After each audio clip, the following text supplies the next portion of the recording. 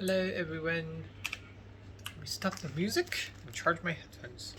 So, there's a little bit of spoiler video for you about what's gonna come soon after I plug in these headphones because I'm forgetful and I know I just started a video but I freaking just realized it because, yeah. So, what's next? Well, this is figuring out why out of nowhere this modder decided to act weird. It's not the modder, it's the strangest issue ever. This does still lock fine, but for some reason, which doesn't affect printing, I cannot move this by here. Sometimes randomly locks up from here. See, they're making a weird noise. I don't know what that noise is. It's concerning, but the modder moves still as well as it would normally, but this doesn't. And also, I realized that if I just make my spring a bit stiffer, just a tiny bit, my locks just massively become more sturdy. Considering that this new version has a stall detection, I'm actually trying this, just gear. Like, it's not a spring gear, just a gear now. To see if it will make my tool lock any more inaccurate. I mean, it will make it inaccurate, because it's not already inaccurate. Anyway, that's not what I'm talking about. I have an upcoming video.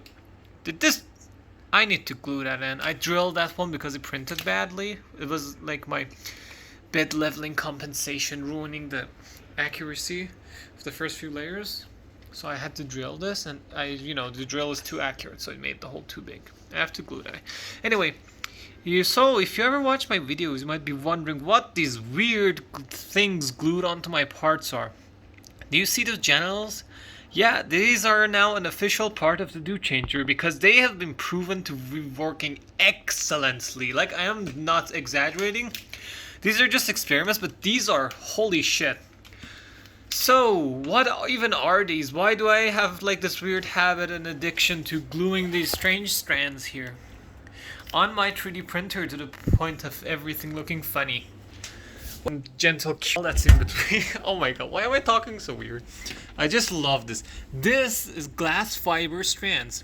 I have like a mesh thing. I don't know what you call it. Cloth strap. Blah, blah, blah. I just pulled the individual strands and glue it because I'm too lazy to do it properly and then cut the outer layers. But holy shit, this thing has been, okay, look, when my video is gonna come up, like if I ever edit it, please bug me in the comments to edit that video. I have recorded it a month ago. Is that glass fiber reinforcement is incredible. You might be laughing at these two straps here. What if I told you that this has massively improved the strength of my part? Like, I'm not kidding, these two. Like, do you see these two? They look like a joke. They barely add weight. And they barely do anything. Like, they look like aesthetic. But I promise you, these things have massively made my parts really more sturdy. And that is why I'm obsessed with designing my own, glass fiber tool. I want to make a tool that extrudes, fibers. Doesn't matter if it's carbon. And I have had zero luck so far because it's really hard to make a hot end at home, exactly. It's not the easiest job.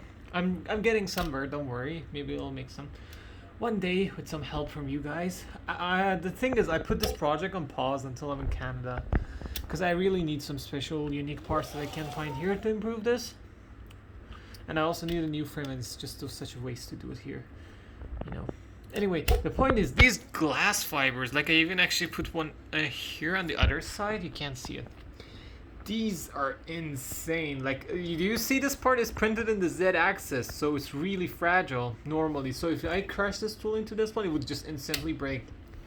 This single strand has made this Z-axis part as strong as an XY part. So not only does this makes the normal, flat parts incredibly rigid and incredibly strong, like insanely strong, these just two little tiny straps make the Do Changer Z-axis almost as good as the XY, and that's why I want to do this. So, what's next for Amy? Well, part one of my video is going to be very simple geometry, just a rectangle, reinforcing them with screws, steel dowel pins.